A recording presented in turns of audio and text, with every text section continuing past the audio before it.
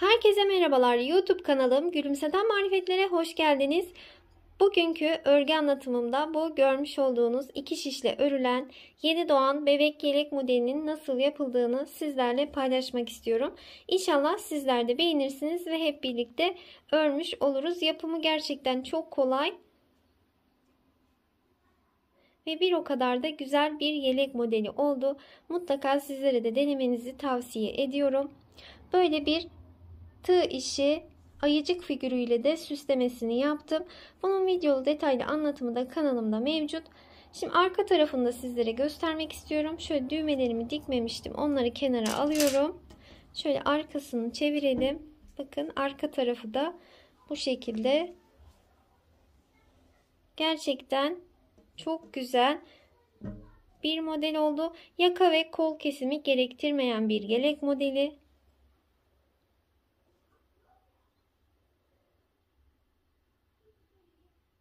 0-6 aylık bebekleriniz için bu ölçüler uygundur. Şimdi birazdan sizlere ölçülerini de vereceğim.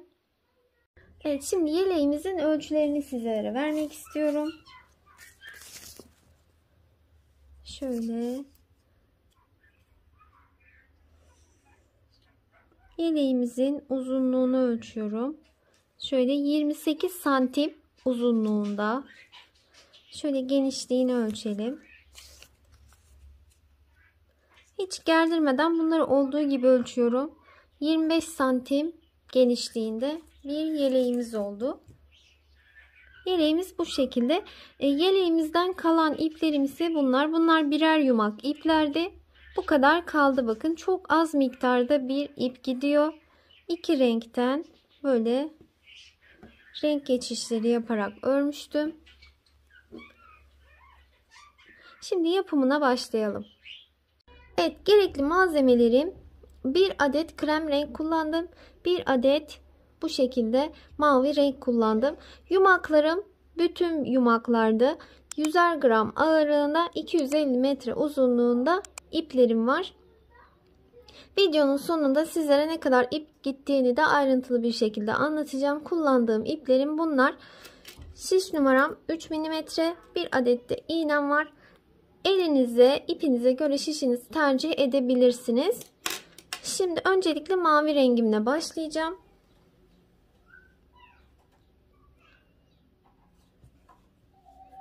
Ben ipimi boynuma atarak örüyorum. Sizler nasıl örüyorsanız o şekilde başlayabilirsiniz. Şöyle atacağım ilmek miktarında ipimi bıraktım. Şişimi elime aldım. Bakın ilmeklerimi de bu şekilde atıyorum. Toplamda 36 tane ilmek atalım. Evet, bakın bu şekilde 36 tane ilmeğimi attım. Daha fazla ilmek atarak da yapabilirsiniz. İlmekleri ikişer, dörder arttırabilirsiniz. Şimdi burada şu an örgümün arka yüzündeyim. İpim bakın bu tarafta, başlangıç ipim. Her zaman ilk ilmeği örmeden diğer şişime geçiriyorum. Bir sonrakileri ters olarak örmeye devam edelim. İlmeği şişime aldım. İpi üzerine attım. İlmeğin içinden çıkarttım.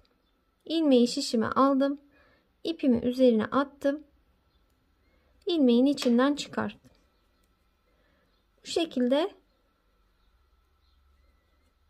son bir ilmek kalana kadar örmeye devam edelim. Son bir ilmeğim kaldı. İpimi şöyle arkaya geçirdim. Son ilmeği de her zaman düz olarak örüyorum. Kenarlarım daha düzgün çıkıyor bu şekilde. Bakın örgümün arka tarafındayım. Şimdi örgümün ön yüzüne geçiyorum. Başlangıç ipim bakın bu tarafta. Burası örgümün ön yüzü. Alt kısmı da zaten bakın bu şekilde çizgi çizgi daha düzgün görünüyor. Örgümüzün ön yüzüne geçtik. Yine her zamanki gibi ilk ilmeği örmeden diğer şişimize geçirdik. Bir sonrakileri ters olarak örmeye devam ediyorum. Her zaman ilk ilmeği örmeden alıp son ilmeği düz olarak örüyorum.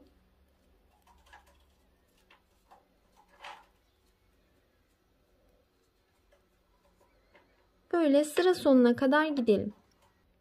Yine son ilmeğime geldim. Onu düz olarak örüyorum. Örgümün ön yüzünde bir diş haroşa sırasını oluşturdum. Şimdi örgümün arka yüzüne geçiyorum. Yine ilk ilmeği örmeden alıp diğerlerini ters olarak örmeye devam edelim. En son ilmeğimizi düz öreceğiz. Bu şekilde sırayı tamamlayalım. Örgümüzün tekrardan ön yüzüne geçtik. Şimdi burada yine ilk ilmeği örmeden alıp diğerlerini ters olarak örmeye devam edelim. İkinci diş haroşa sırasını oluşturuyoruz. Sıra sonuna kadar gidelim. Örgümün ön yüzündeyim. 1 2 2 diş haroşa sırası ördüm. Şimdi sıranın sonuna geldim. Örgümün arka yüzüne geçtim. Örgünün arka yüzüne geçtiğimde diğer krem rengimi alıyorum ve şöyle ipime bağlıyorum. Renk geçişlerini örgünün arka yüzünü örerken yapıyorum. Şu şekilde bakın bağladım mavi renkli ipime. Yine krem renkli ipimi de aldım.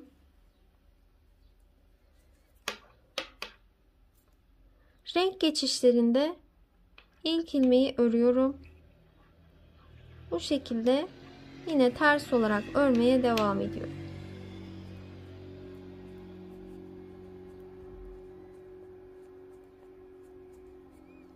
Sıra sonuna kadar gidelim. Örgümün arka yüzünün örgüsünü tamamladım. Şimdi örgümün ön yüzüne geçtim ve krem renkli ipime de geçişi sağlamış oldum. Şu an örgümün ön yüzündeyim. İlk ilmeği örmeden aldım. Diğerlerini ters olarak örmeye devam ediyorum. Ben haroşa örgüyü ilmekleri örgünün arka yüzünde ve ön yüzünde ters olarak örüyorum ve bu şekilde oluşturuyorum. Bakın yine bir diş haroşa sırası krem renkli ipimizde oluşturduk. Şimdi yeleğimizi 2 diş haroşa sırası mavi, 2 diş haroşa sırası krem rengimizle olacak şekilde örmeye devam edeceğiz. Bu şekilde şimdi 9 diş haroşa sırası örelim. 10.'yu örerken birlikte öreceğiz. 2 diş haroşa sırası mavi, 2 diş haroşa sırası krem şeklinde gidelim. Evet arkadaşlar, az önce sayıyı yanlış söylemişim. Şimdi doğrusunu söylüyorum. Tekrardan saydım. İlik yerleri için bu sayıları sizlere belirtmiştim. Düğme yerleri açmak için. 2, 4, 6, 8, 10, 12, 13. 13 diş haroşa sırası ördüm bakın bu şekilde. 2 mavi, 2 krem, 2 mavi, 2 krem şeklinde gittim. 13. sıramı bitirdim. Şimdi 14. diş haroşa sırasını öreceğim. Örgümün ön yüzündeyim. 14. sırayı örerken düğme yerini açacağım buraya. İlk ilmeği örmeden aldım. Bakın ikinciyi ördüm. Üçüncüyü ördüm. Sonrasında 2 ilmeğin ikisini birlikte ters olarak ördüm. İlmeği diğer şişe geçirdim. 2 ilmeğin ikisini birlikte ters olarak ördüm. Burada 2 ilmeği kesmiş oldum. Sonrasında devam ediyorum.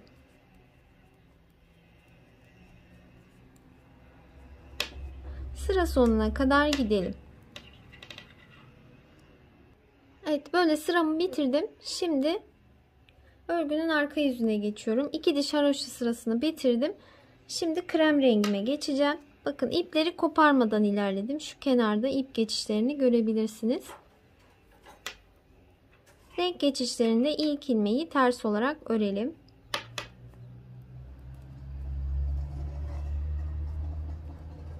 Yine böyle ilerleyelim.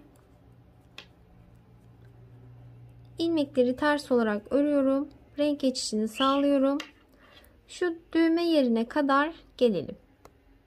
Evet, bakın düğme yerime geldim. Burada 2 ilmeği kesmiştim.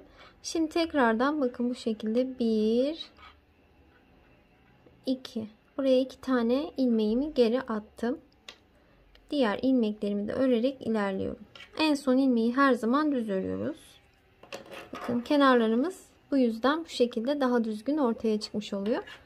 Şimdi düğme yerimizi açtık.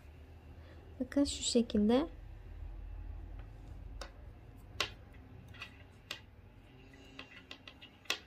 Yine aynı şekilde örmeye devam edelim. Bakın attığım ilmekleri de yine ters olarak örüyorum.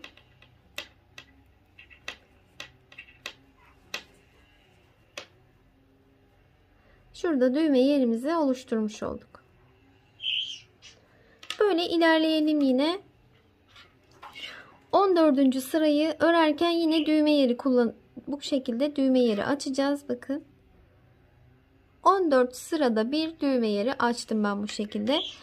Hep 2 diş mavi, 2 diş haroşa sırası krem renkle örerek ilerleyelim. Toplamda ördüğümüz sıra sayısı 42 diş haroşa sırası olacak.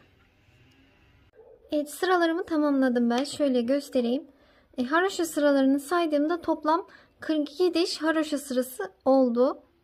En son mavi rengimle 42 diş haroşa sırasını tamamladım. Sonra krem rengime geçtim. Mavi rengimi yaparken bakın sonuncu düğme deliğimi de açtım. 3 tane düğme yerim var.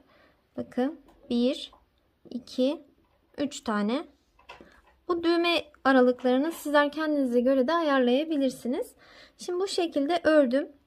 Dediğim gibi saydığımda toplam 42 diş haroşa sıram var. Şimdi lastik örgüye geçeceğim. Hem de ilmeklerimi biraz azaltacağım. Krem rengime geçiş yapmıştım. Şu an örgümün ön yüzündeyim. Şurası yeleğimizin arka yüzü. Burası yeleğimizin ön yüzü. Şimdi buradan sonra ilk ilmeği örmeden alalım. Diğerini ters olarak örelim. İpimizi arkaya geçirelim. 1,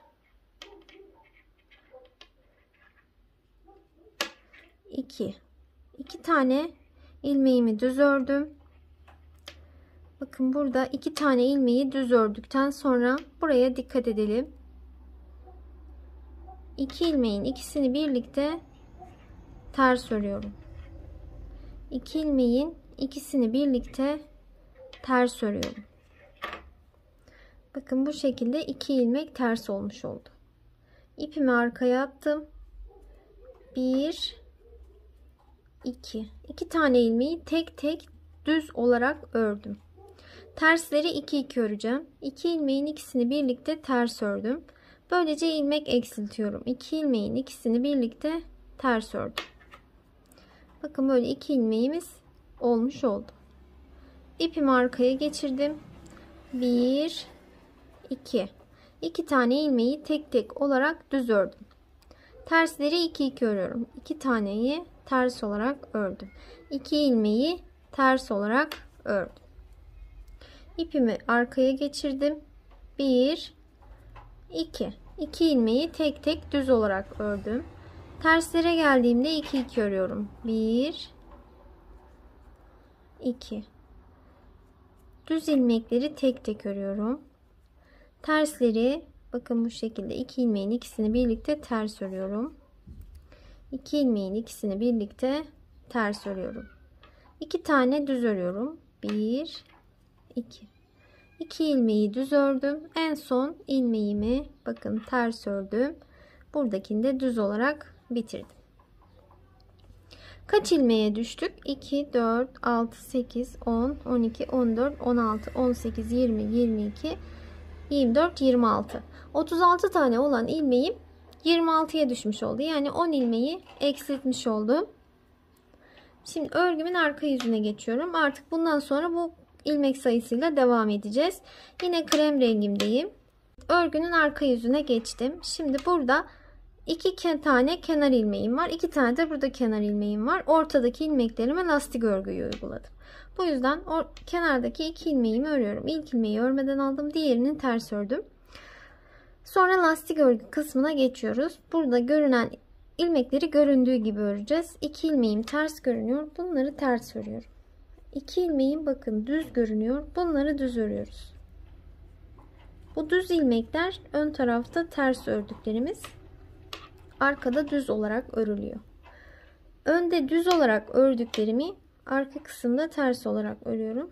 Zaten ilmekler bakın bu şekilde ortaya çıkmış olacak. 2 tane ilmeğim düz görünüyor. Onları düz örelim. 2 tane ilmeğim ters. Onları ters örelim. 2 düz, 2 ters şeklinde yine sırayı tamamlayacağız. Bir üst sıralarda artık zaten ilmekleri nasıl öreceğimizi direkt görmüş olacağız. Örgünün ön yüzünde ve arka yüzünde lastik örgüyü uyguluyoruz. Bunlar da benim 2 tane kenar ilmeğim. Bunları da yine ters, sonuncuyu düz örüyoruz. Şöyle göstereyim sizlere. Düz öreceğim. İlmekler bakın böyle ortaya çıkmış oldu. Burası örgünün arka yüzüydü. Şimdi örgünün ön yüzüne geçelim. Örgünün ön yüzüne geçtiğimde yine ilmekleri göründüğü gibi örmeye devam edeceğim. İlk ilmeği örmeden aldım. İkinciyi ters ördüm. Bunlar benim kenar ilmeklerim. Sonrasında ilmekleri göründüğü gibi öreceğim. 2 tane düz görünüyor. Onları düz örüyorum. 2 tane ters. 2 tane düz. 2 tane ters. Bakın bu şekilde nasıl örüneceği zaten ilmeklerin bu şekilde ortaya çıkmış şekilde. Böyle yine her 2 sırada bir, bakın şu kenardaki haroşa sıralarını sayacağız. 2 haroşa sırasında bir renk değiştireceğiz. 1 2, bakın şu kenarı sayıyoruz. 2 diş haroşa sırası oldu. Arka tarafa geçtiğimizde renk değişimi yapacağız. Böyle kenardaki haroşa sıralarını saydığımızda toplam 19 diş haroşa sırası olana kadar örelim. 20. de ilmeklerimizi keserek örgümüzü bitireceğiz. Evet, bakın bu şekilde sıralarımı tamamladım ben. Dediğim gibi şu kenarlardaki, bakın şöyle şu kenarlarda bakın 1 2 3 4 5 6 7 8 9 10 11 12 13 14 15 16 17 18 19. Şimdi 20. diş haroşa sırasını örüyoruz.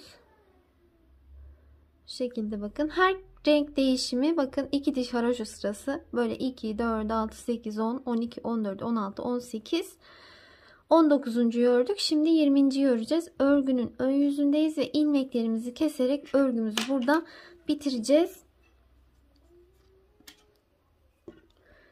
Krem renkli ipimi artık burada kesmiştim. Onunla işimiz bitti.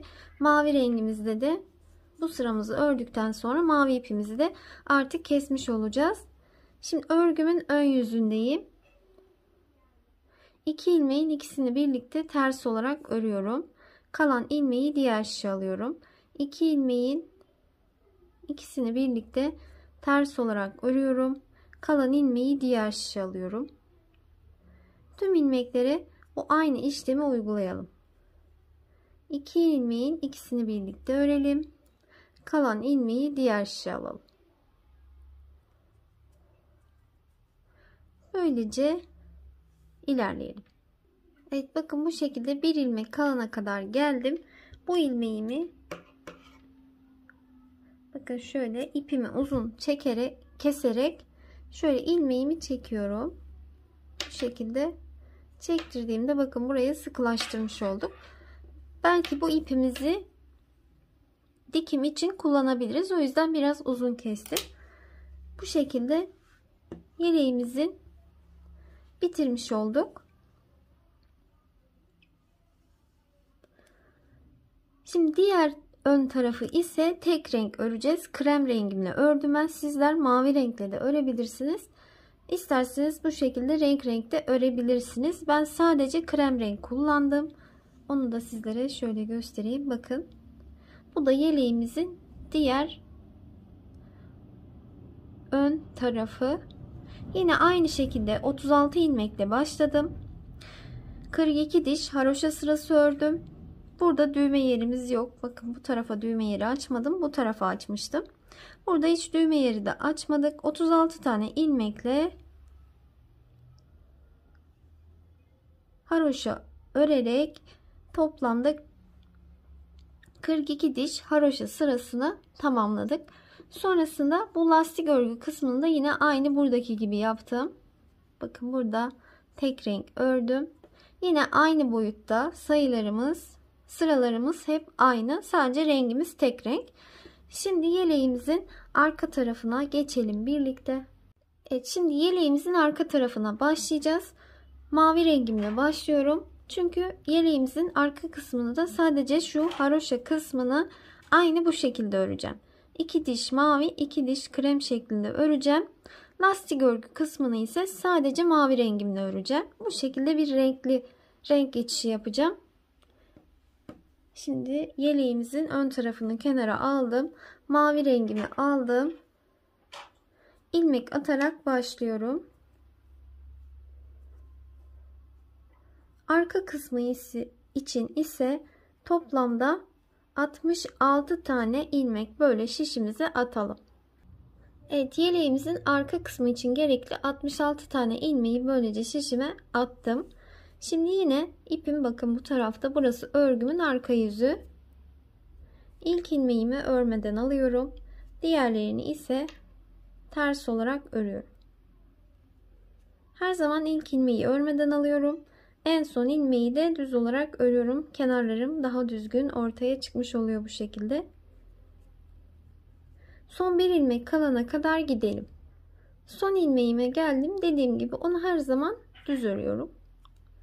Bu şekilde örgümün arka yüzünü tamamladım. Şimdi örgümün ön yüzüne geçtim. Bakın ön yüzünün alt kısmı daha düzgün duruyor. Şimdi burası örgümün ön yüzü. Yine ilk ilmeği örmeden alıyorum. Diğerlerini ters olarak örmeye devam ediyorum. Bu şekilde bir diş haroşa sırası oluşturmuş oluyoruz. Bakın şu şekilde. Ben ilmekleri örgünün ön yüzünde ve arka yüzünde ters olarak örüyorum. Ve haroşa örgüyü bu şekilde oluşturuyorum. Şimdi böyle 2 diş haroşa sırası örelim. Evet, bu şekilde bakın örgünün ön yüzündeyim. 1-2 diş haroşa sırası ördüm. Aynı yan tarafı örer gibi örüyoruz. Onun aynısını yapıyoruz. 2 diş haroşa sırası ördükten sonra bakın burası örgümün ön yüzü. Arka yüzüne geçtiğimde renk geçişi yapıyorum. Renk geçişlerini hep arka yüzde yapıyorum. Bu şekilde bakın ipimi bağladım. İplerimi kesmeden ilerliyorum. 2 diş haroşa sırası krem, 2 diş haroşa sırası mavi rengimizle öreceğiz. Renk geçişlerinde ilk ilmek örülür. Çünkü farklı ilmekler, renkler. Böyle örerek ilerliyorum. Örgünün şu an arka yüzündeyim. Bakın böyle renk geçişini yapıyorum. Evet, bakın böyle örgümün ön yüzüne geçiş yaptım. Şimdi 2 diş haroşa sırası da krem rengimle ördükten sonra tekrar mavi rengime geçeceğim. Dediğim gibi ipleri koparmadan ilerliyoruz. Bakın bu şekilde. Toplamda 42 diş haroşa sırasını tamamlayalım. Evet, yeleğimin bakın arka kısmının örgüsünü de böyle tamamladım. Haroşa örgülerimi 42 diş haroşa sırası olana kadar ördüm. 2 diş mavi, 2 diş krem rengiyle ördüm. Toplamda bakın 2, 4, 6, 8, 10, 12, 14, 16, 18, 20, 22, 24, 26, 28, 30, 32, 34, 36, 38, 40, 42.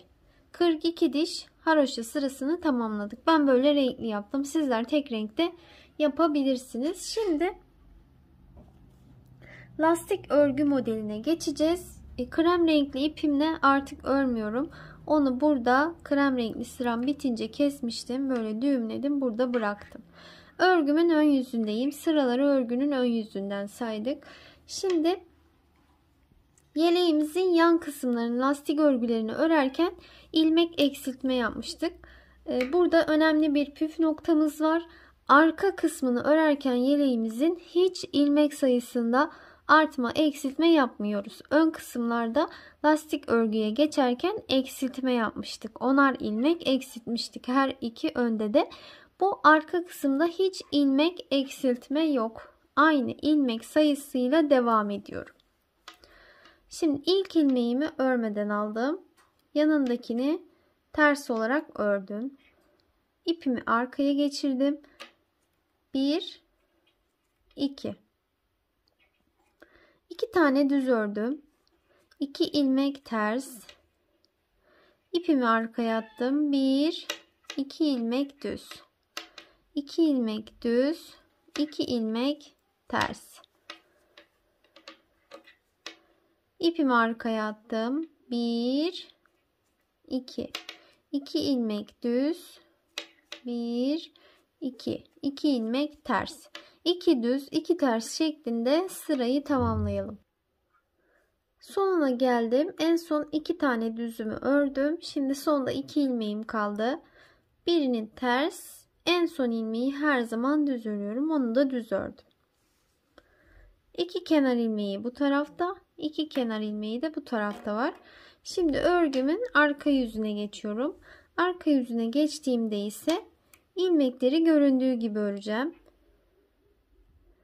Bakın bunu örmeden aldım. Benim kenar ilmeğim. Onu ters olarak ördüm.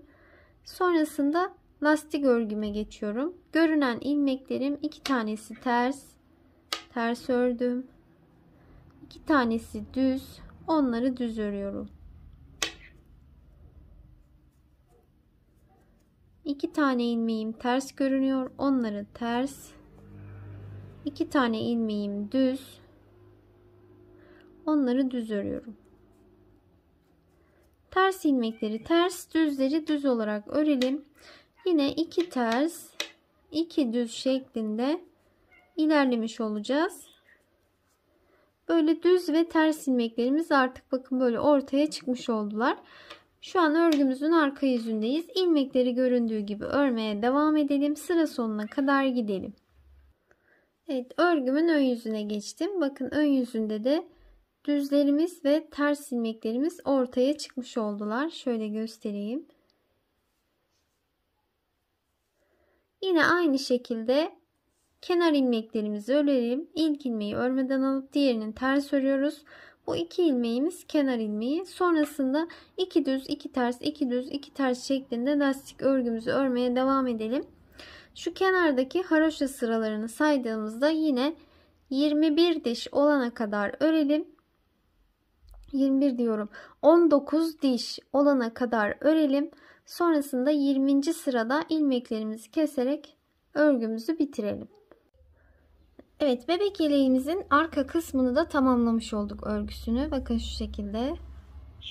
42 diş haroşa sırası ördük. Renk değiştirerek 2 sırada bir renk değiştirdik. 2 haroşa sırası krem, 2 haroşa sırası mavi örerek sonrasında ön taraflarda yaptığımız gibi bu arkada ilmek kesmiyoruz. Aynı ilmek sayısıyla lastik örgüye devam ediyoruz. Bakın şöyle şu arka kısımları örerken şu lastik örgü kısımlarında kesme yapmıştık. 10 ilmek eksiltip sonrasında lastik örgüye geçmiştik. Bu arka kısmını örerken öyle bir işlem yapmıyoruz. Aynı ilmek sayısıyla devam ettim. Bakın 2 düz 2 ters 2 düz 2 ters şeklinde böyle lastik örgümü tamamladım. Burası da yeleğimin arka yüzü. Şöyle kenarlardan saydığımda bakın şu kenarlarda haroşa sıraları var. Bakın şöyle 1 2 3 4 5 6 7 8 9 10 11 12 13 14 15 16 17 18 19. sırayı ördük. Şu an 20. diş haroşa sırasını öreceğiz. 20. sırayı örerken ilmeklerimizi keserek örgümüzü bitirmiş olacağız. Şimdi örgümün ön yüzündeyim. 20. diş haroşa sırasını örüyorum ve ilmeklerimi keserek ilerleyeceğim. 2 ilmeğin ikisini birlikte ters olarak ördüm. Kalan ilmeği diğer şişe aldım. 2 ilmeğin ikisini birlikte ters olarak ördüm. Kalan ilmeği diğer şişe aldım. 2 ilmeğin ikisini birlikte ters olarak ördüm. Kalan ilmeği diğer şişe aldım. Böyle tüm ilmeklere aynı işlemi uygulayarak ilerleyelim.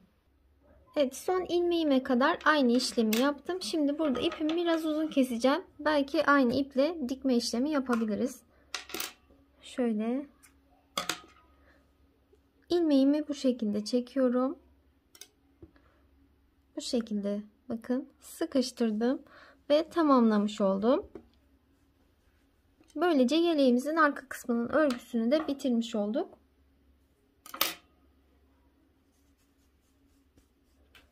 Şimdi dikim işlemine geçebiliriz. Şu şekilde arka kısmı, önler,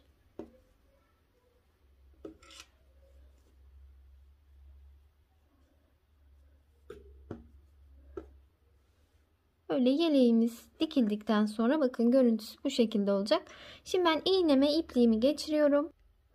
Evet, şimdi dikerken bu arka kısmının ön tarafı yani düz tarafı bize bakacak. Ters taraf böyle altta kalacak şekilde bakın. Sonrasında bakın bu ön kısımlarının ise tersi bize bakacak. Bakın böyle tersi bize, düz kısmı iç tarafta kalacak. Yani düz kısımlar birbirlerine bakacak şekilde bu şekilde katladım bakın. Yine bu taraf için de aynısı. Düz taraflar yani örgünün ön tarafı birbirine bakacak şekilde, tersi bize bakıyor. Burada da tersi alt kısımda. Şimdi öncelikle şu tarafı bir dikelim. Şöyle iğneme ipimi geçirmiştim.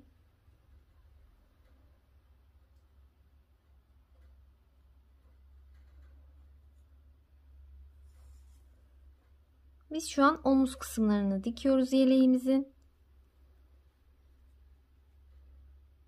Şöyle ilmekleri karşılıklı alarak dikmeye başlayalım.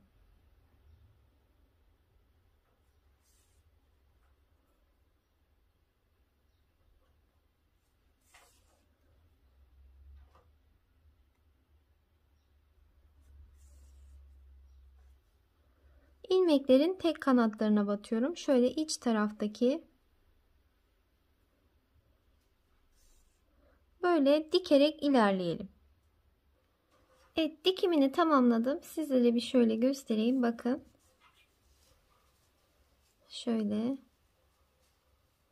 Şu lastik örgü kısımlarının birbirine böyle karşılıklı gelmesine dikkat edelim.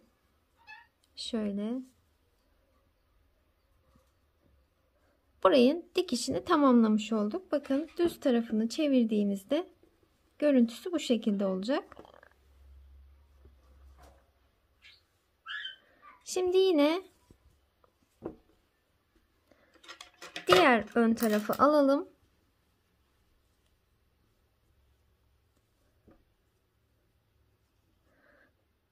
Önde ters tarafı bize bakacak. Arkanın düz tarafı bize bakacak. Bakın böyle üstüne yerleştiriyorum. Yine ipime iğnemi geçirerek bu kısmını da aynı şekilde dikelim. Evet, omuz kısımlarının dikimlerini tamamladım. Şimdi bu yan tarafları dikeceğiz. Şöyle bakın, burası tersi, burası da tersi. Tersinden dikiyoruz. Yine aynı şekilde bu tarafı da.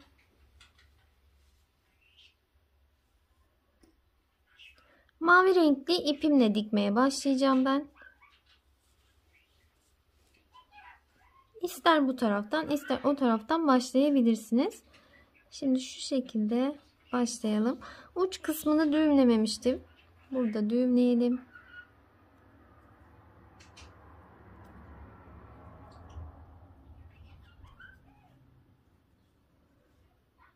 İlmeklerin iç taraflarından batarak dikiyorum ben. Bakın, bir bu taraftan, bir de bu taraftan.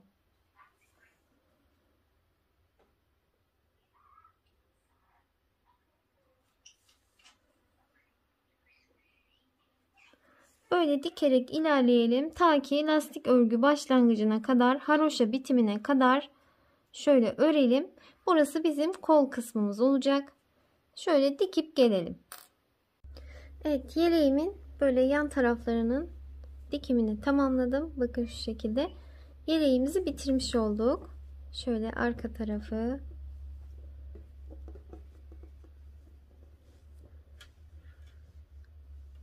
Gerçekten çok güzel, çok kullanışlı ve de örmesi çok zevkli bir model oldu.